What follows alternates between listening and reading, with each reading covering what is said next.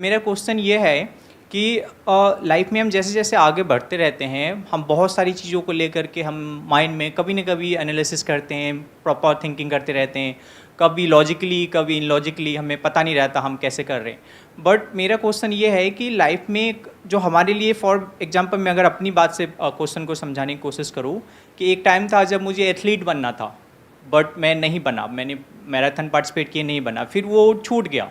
फिर क्लास 8-9 में चेस मेरे लाइफ में आया, उससे मैंने काफ़ी दिल से किया और उसमें काफ़ी सक्सेस मुझे मिली एंड अभी भी चाहत है कि मैं ग्रैंड मास्टर लेवल तक भी जाऊं।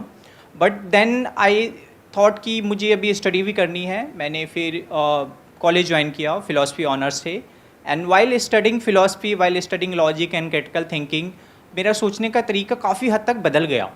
और उस प्रोसेस में, उस 3 साल के प्रोसेस में फिर मैं और कंफ्यूज हो गया कि नहीं, अभी मुझे सिर्फ ग्रैंड मास्टर नहीं बनना, I have to study philosophy as well. इसकी वजह से एक इसका ड्रॉबैक ये है कि ऑफकोर्स फिर टाइम डिवाइड हो जाता है जब हम 2-3 चीज़ एक साथ करते हैं, तो उसकी वजह से ऑफकोर्स हम उसमें उतना उस पर नहीं जा सकते। जैसे मैंने 3 साल फिलोसफी किया तो उसकी वजह से अभी तक 2000 रेटिंग मेरी जा चुकी होती, जो नहीं गई। मुझे साथ में कोचिंग भी करना था फॉर अर्निंग, सो एक coaching of chess. Yes, so अभी वर्ल्ड चेस फेडरेशन ने मुझे सर्टिफाइड किया है as a international chess coach. Earning potential आपको कहाँ ज्यादा नजर आ रहा है, चेस में या फिलॉसफी में? चेस में डेफिनेटली। चेस में ज्यादा है। yes, sir, chess। और प्लस चेस में 600 से 1200 तक तो आप पहुंच गए, लेकिन 1200 से 2000 पे जाना और फिर 2000 के बाद 2100 पे जाना और फिर 2200 पे जाना, that become more and more difficult with time. फिर एक एक पॉइंट भी भारी हो जाता है वहां पर आगे बढ़ने के लिए। You understand it better than me. जितना होता है रेटिंग इंक्रीज करने के लिए, एग्जैक्टली आपसे बेस्ट प्लेयर को हराना, राइट, उसको हराना पड़ेगा, तब आपकी रेटिंग बढ़ेगी। और उसके लिए आपको कॉन्स्टेंटली प्रैक्टिस करनी होगी, बहुत हार्डवर्क करना होगा। तो चेस में क्या आपको सिर्फ खेलने में मजा आता है, या जो प्रैक्टिस करनी है, बिल्कुल इस तरीके से देखो कि एक है, एक स्टेडियम भरा पड़ा है जहां पर हजारों लाखों लोग हैं, बैठे हैं, देख रहे हैं, तालियां बजा रहे हैं जब आप छक्का मार रहे हो, चौका मार रहे हो, तो उसमें मजा आता है। किसको नहीं आएगा, सबको आएगा। बट जब नेट पे प्रैक्टिस करनी पड़ती है, hours and hours of practice, जो कि बोरिंग होती है, मजा खेल में होता है। तो चेस की प्रैक्टिस इज बोरिंग, क्योंकि प्रैक्टिस अकेले में होगी। आपको एक एक चीज को याद करना होगा कि क्या क्या स्ट्रक्चर्स होते हैं, क्या क्या मूव्स होते हैं, क्या क्या पैटर्न्स होते हैं, हर एक चीज को बारीकी से समझना होगा। तो उसके लिए बहुत प्रैक्टिस करनी होगी। तो क्या उस प्रैक्टिस को करने में मजा आता है अकेले में बैठ करके? Yes sir, definitely.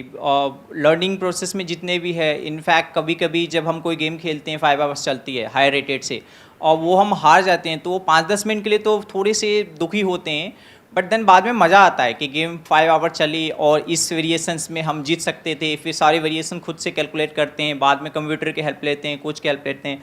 तो वो जो वो चीज़ बहुत ही ज़्यादा फैसिनेटिंग है, बहुत मज़ा आता है उस प्रोसेस में। एंड फिर ट्रैवल में हमें नए फ्रेंड्स मिलते हैं, फिर उनसे नई चेस की बातें होती है, आवर्स एंड आवर्स।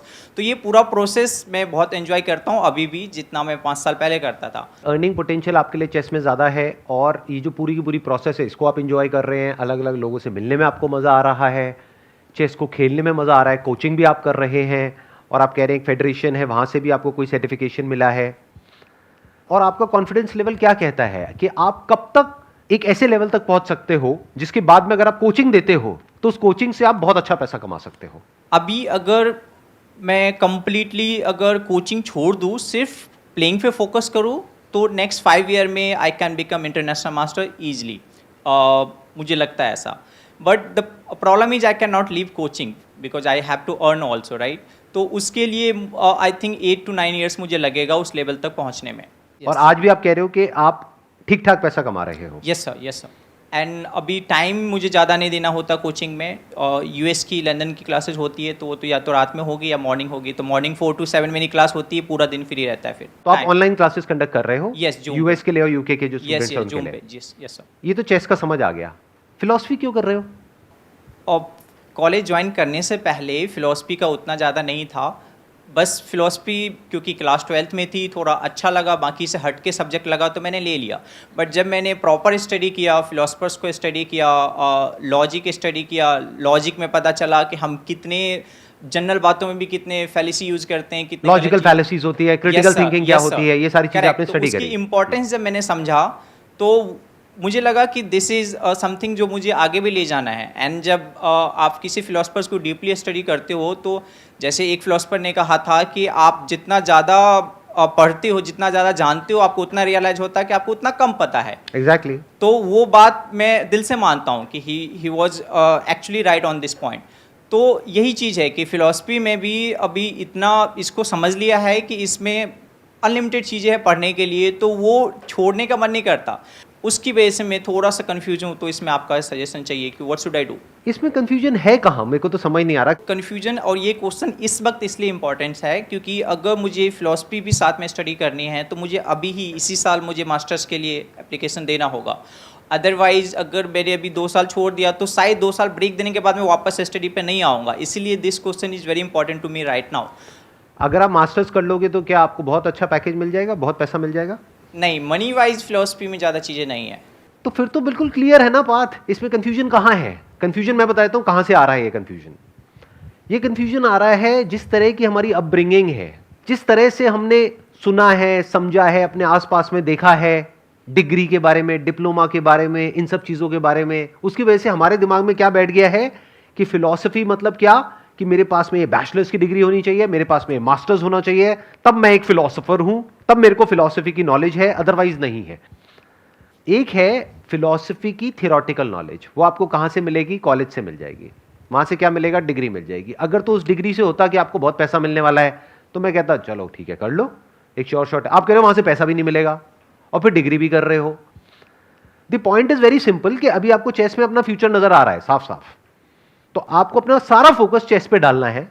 अगले 6-7 साल में, 8 साल में इस लेवल पे आ जाना है कि आप यहीं बैठे बैठे, अब तो वैसे ही कोविड की वजह से सब कुछ ऑनलाइन हो गया है, आप यहीं बैठे बैठे ग्लोबली किसी को भी कोचिंग दे सकते हो। वो आपसे कोचिंग क्यों लेगा? जब आपकी खुद की एक रेटिंग होगी, खुद की एक स्टैंडिंग होगी, खुद का एक लेवल होगा, तभी तो वो आपसे कोचिंग लेगा और उसी लेवल के पैसे देगा।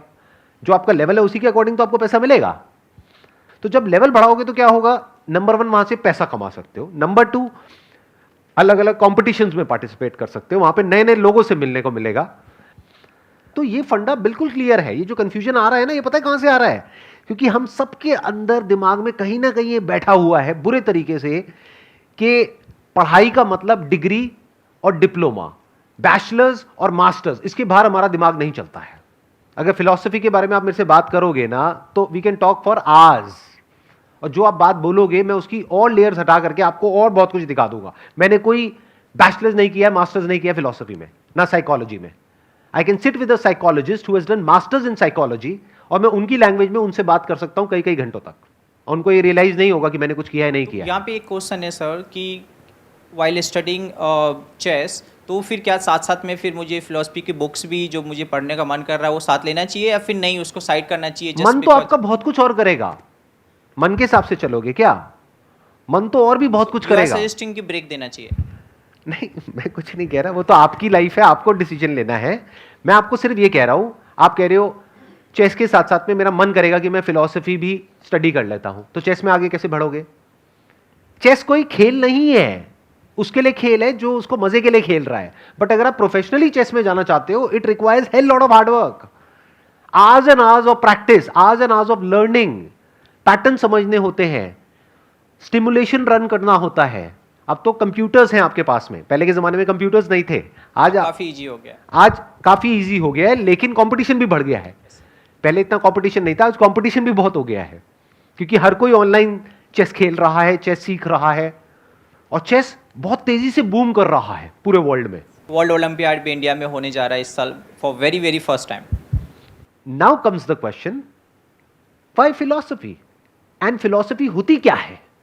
उसका डिग्री से, डिप्लोमा से, या जो बुक्स हैं वहां पर, उससे क्या कनेक्शन है? Philosophy is all about questioning, it is about inquiry. If you have a curious mind, an inquiring mind, तो आप एक फिलॉसफर हो। हां, डिग्री नहीं मिलेगी। अब अगर डिग्री की भूख है तो बात अलग है, बट अगर सीखने की भूख है तो आप 35 साल की एज में सीखो, 40 में सीखो, 50 में सीखो, कौन रोक रहा है? जब चेस में एक लेवल पे आ चुके हो तो साथ साथ में कुछ और भी तो चाहिए ना। तो फिलॉसफी को पढ़ो, और सिर्फ फिलॉसफी को ही क्यों पढ़ना है? हो सकता है आप हिस्ट्री पढ़ो तो आपको उसमें भी इंटरेस्ट आने लग जाए, क्योंकि ये दोनों कनेक्टेड हैं आपस में। फिलॉसफी को समझने के लिए आपको हिस्ट्री को भी समझना होगा, और हिस्ट्री को समझने के लिए साइकोलॉजी को भी समझना होगा, और फिलॉसफी को भी समझना होगा, सब कुछ समझना होगा। और किस फिलॉसफी की बात कर रहे हो आप? Western philosophy? और इंडियन से ज़्यादा तो वेस्टर्न में पसंद करता हूँ, क्योंकि इंडियन में काफ़ी सारी चीज़ें ऐसी भी है जो इलॉजिकल लगती है। अब उसको प्रूव करना एक अलग केस है, लेकिन इलॉजिकल है इंडियन फिलॉसफी में काफ़ी चीज़ें। ये जो हमारा एजुकेशन सिस्टम है ना, ये ब्रिटिशर्स ने बनाया था। किसके लिए? आपके फायदे के लिए या सभी अपने point फायदे नहीं, के लिए? कुछ पॉइंट बताया मैंने जो नहीं इलॉजिकल नहीं, मैं वैसे ही पूछ रहा हूँ, ये जो एजुकेशन सिस्टम है ये कहां से आया है? ब्रिटिश। ब्रिटिशर्स ने इंट्रोड्यूस किया था ना इंडिया में, अपने फायदे के लिए, क्योंकि उनको चाहिए था रोबोट्स, ऐसे लोग जो यस सर बोले और अपना काम करें, क्वेश्चंस ना पूछे। तो ये जो वेस्टर्न फिलॉसफी की आप बात कर रहे हो, अरे वो सब सुपरफिशियल है। अगर रियल डेप्थ आपको देखनी है ना तो वेद उठा लो। रियल फिलॉसफी इंडियन फिलॉसफी है। जब एक्चुअल में पढ़ लोगे ना पूरी दुनिया की फिलॉसफी, और जब एक्चुअल में उस लेवल तक पहुंचोगे जो फिलॉसफी का एंड है। एक बहुत ही फेमस फिलोसोफर रहे हैं पास्ट में, उन्होंने कहा I think therefore I am. Descartes ने कहा था। डेकार्ट ने कहा था, क्या ये सच है? इसका आंसर हाँ में भी नहीं दिया जा सकता, ना में भी नहीं दिया जा सकता। और अगर मैं अभी आंसर दे दूं तो? अगर अभी हम डिबेट करें और मैं प्रूव कर दूं और यहां पर सारे लोग कहें कि there is no point of questioning left now, it can't be questioned, I will rule it out right now in the next 5 minutes and you will not have any counter argument, तो क्या कहोगे? कहां गई आपकी college की सारी education, और कहां गए आपके ये वेस्टर्न फिलोसोफर्स? अब आपको दिखाता हूं इंडियन फिलोसफी की ताकत। सर, जो डेकार्ट ने कहा था, डेकार्ट ने भी क्वेश्चनिंग को ही इंपॉर्टेंस दिया था। उन्होंने बताया था कि आप हर चीज को क्वेश्चन अरे कर घोचू सकते था वो, किसकी बात कर रहे हो? हो। सर, डेकार्ट को I am not fan of Descartes, I am not fan of Descartes. जो उन्होंने कॉन्सेप्ट ऑफ गॉड को जो माना था, आई क्रिटिसाइज देम। मैं डेकार्ट का फैन नहीं हूँ, लेकिन आप कहीं और जा रहे हो, अभी इसी पे रहते हैं। I think therefore I am, क्या कहना चाहते थे वो वहाँ पे तक पहुँचे कैसे, मैं वही तो बता रहा हूँ सर। बताइए कि सर। उन्होंने ये बताया, जो उन्होंने एक प्रोसेस बताया कि हम हर चीज़ को डाउट कर सकते हैं, लेकिन डाउटिंग को डाउट नहीं कर सकते। तो क्योंकि हम डाउट कर रहे हैं ये हमें पता है, इसीलिए हम उस चीज़ को बोल पा रहे हैं कि हम डाउट कर रहे हैं। तो वो जो डाउट करने का जो पॉइंट है कि वी आर डाउटिंग समथिंग, तो इसका मतलब हम है। So I think because I am, ये उनका कहने का पॉइंट था। लेकिन ये बहुत लंबा है, ये शॉर्ट में एक्सप्लेनेशन बहुत मुश्किल है। फिलॉसफी शॉर्ट में समझाना कई बार मुश्किल होता है। तो उनकी पूरी 6 बुक है इसके लिए मेडिटेशन की, तो वो बहुत लंबा है। बट शॉर्ट में जो मैंने उन 6 बुक्स को मैं अभी 6 मिनट में आग लगा दूंगा। 6 मिनट दोगे मुझे? अब मैं बताऊं आपको इंडियन फिलॉसफी की ताकत। ये आपने करी बात वेस्टर्न फिलॉसफी की, आपने 6 बुक्स पढ़ी उसकी, ठीक है, और अपने एग्जाम्स में जाकर के लिख के आ गए, दैट इज ओके। अब देखते हैं इंडियन फिलॉसफी क्या कहती है। ये पॉइंट बकवास है, I think therefore I am. इसके पीछे चाहे 6 बुक्स है चाहे 6000 बुक्स है। वो लोग जो वेस्टर्न फिलोसोफर्स हैं वो थिंकिंग में जाकर के अटक जाते हैं। वेस्टर्न वर्ल्ड पूरा थिंकिंग में जाकर के अटक जाता है। जो इंडियन फिलॉसफी है, यानी कि जो वेद है, उपनिषद है, वो थिंकिंग को इतना इंपॉर्टेंस नहीं देते हैं। Thinking is just a part of existence. ये जो आई एम है इसका एक छोटा सा पार्ट है thinking. Now what is thinking? आपने कहा डाउट करना, कि लेकिन मैं ये डाउट नहीं कर सकता कि मैं डाउट कर रहा हूं इस वजह से मैं हूं। क्या बकवास बात है। डाउट क्या होता है? What is doubting? डाउटिंग कहां से आती है? डाउट आता है जब माइंड में 2 चॉइसेस होती है। Existence is choiceless. इस बात को आराम से बैठ करके समझना मैंने क्या बोला है। नंबर 1। नंबर 2, आई एम, इसको आप क्वेश्चन नहीं कर सकते। आई थिंक को क्वेश्चन कर सकते हो। अगर अभी मैं आपकी मेमोरी निकाल दूं, याददाश्त चली जाए, उसके बाद आप हो या नहीं हो। लेकिन मैं आपसे पूछूंगा आपका क्या नाम है, क्या जवाब दोगे? मेमोरी नहीं रहेगी तो बताने की कंडीशन में नहीं रहूंगा। थिंकिंग कहां है? नहीं है। Without memory there is no thinking, but you still exist. Sir, Descartes ने बहुत प्रॉब्लमेटिक बातें कही है, आई एग्री विद यू। अरे सिर्फ डेकार्ट नहीं, ये सारे वेस्टर्न फिलोसोफर्स जो है जिनको आप पढ़ पढ़ करके खुश हो रहे हो, इसमें से 99% क्रैप है। तो क्रैप को क्यों अपने दिमाग में भर रहे हो? अरे भाई साहब, चेस खेलो। और अगर फिलॉसफी और अगर एक्चुअल फिलॉसफी को समझना है ना, एक्चुअल फिलॉसफी, तो इंडियन फिलॉसफी को समझो। इसकी पावर तो आप सोच भी नहीं सकते कहां तक है और क्या है। मैं इसको इस पॉइंट से नहीं देखता कि इंडियन अच्छा है या वेस्टर्न अच्छा है। मेरा पॉइंट ये है कि हर एक चीज़ चाहे कहीं का भी हो, अगर उसमें लॉजिक है, कुछ ऐसा है जो आपके माइंड को थोड़ा और इवॉल्व करे, तो that is good to study. भाई साहब, लॉजिक की एक लिमिटेशन है। ये जो लॉजिक आया है ना, ये आया है वेस्ट से। Logic is in the realm of thinking. Without thinking there is no logic. में काफी पॉइंट पे सुपरफिशियल चीजें भी तो है, चाहे वो रिलीजन से रिलेटेड हो या कॉन्सेप्ट ऑफ गॉड हो। वो कहां नहीं है? वो वेस्ट में नहीं है क्या?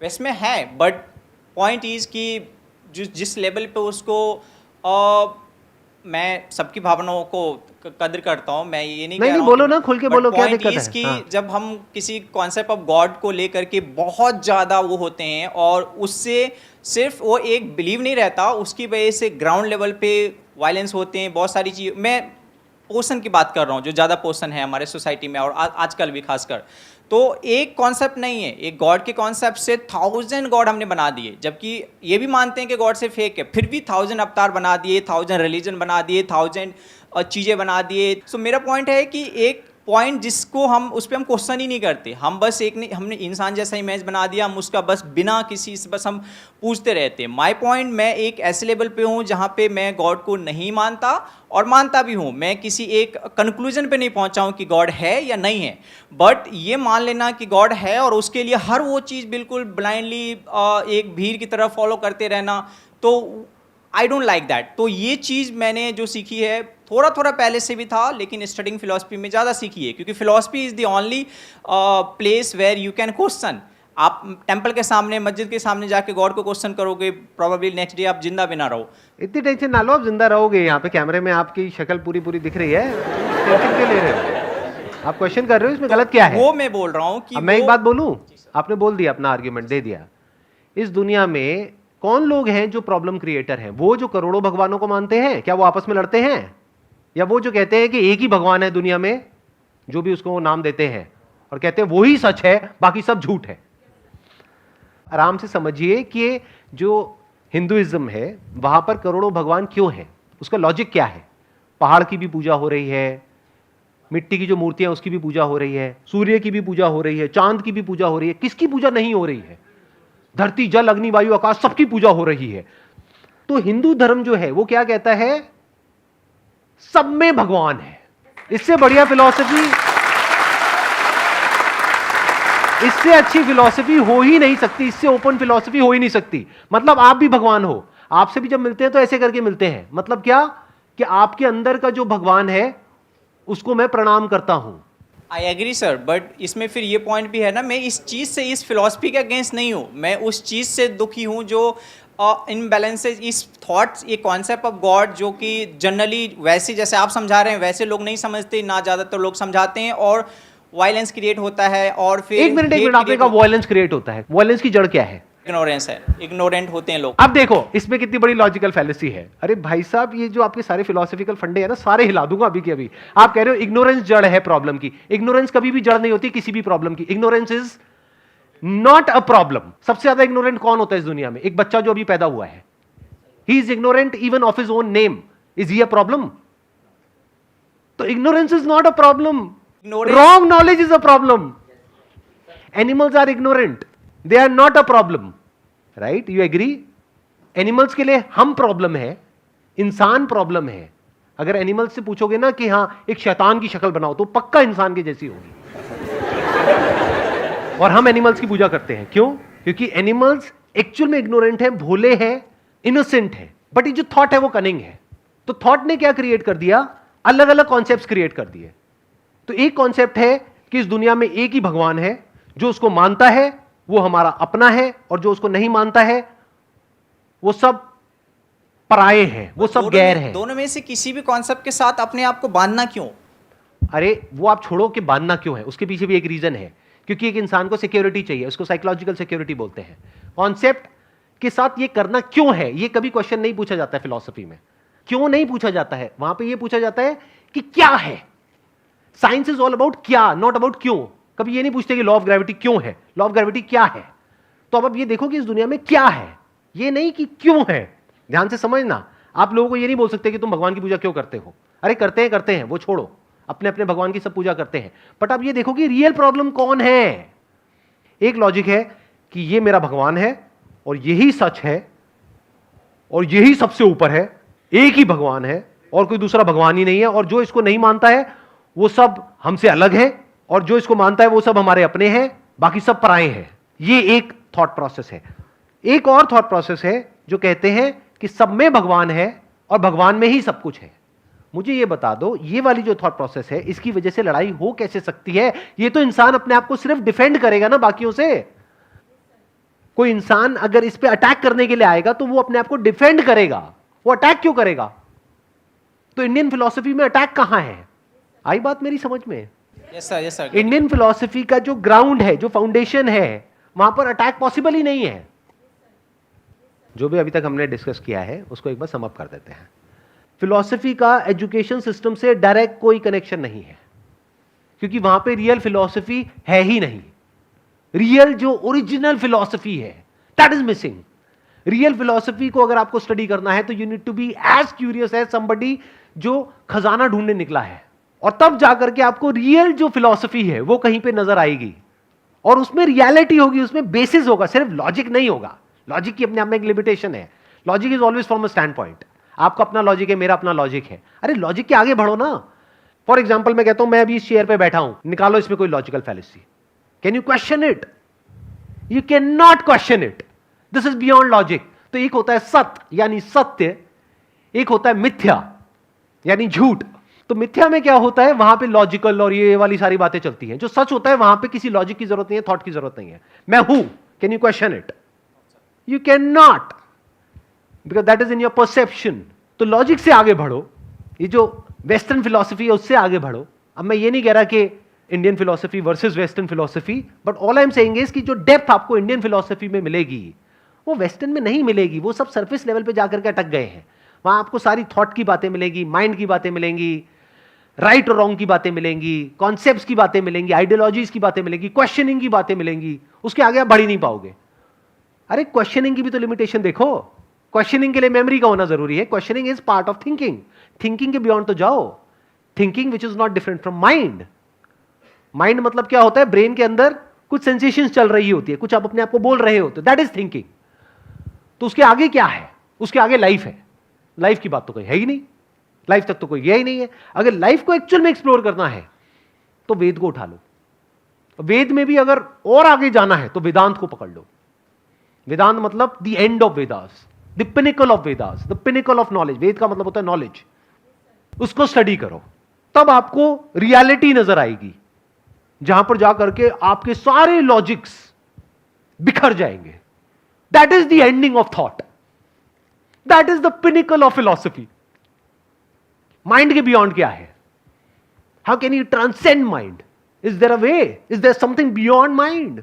उसकी बात आपको वेदांत में मिलेगी। Not just at a theoretical level, not just as a philosophical concept, but as a living reality. As real as जितना कि मैं अभी आपके लिए रियल हूं, इतना रियल। एक्सपीरियंशियली आप कुछ ऐसा देख पाओगे जो दुनिया की किसी फिलोसॉफिकल बुक में पॉसिबल ही नहीं है। Wish you all the best. Please thank you so much sir, thank you so much.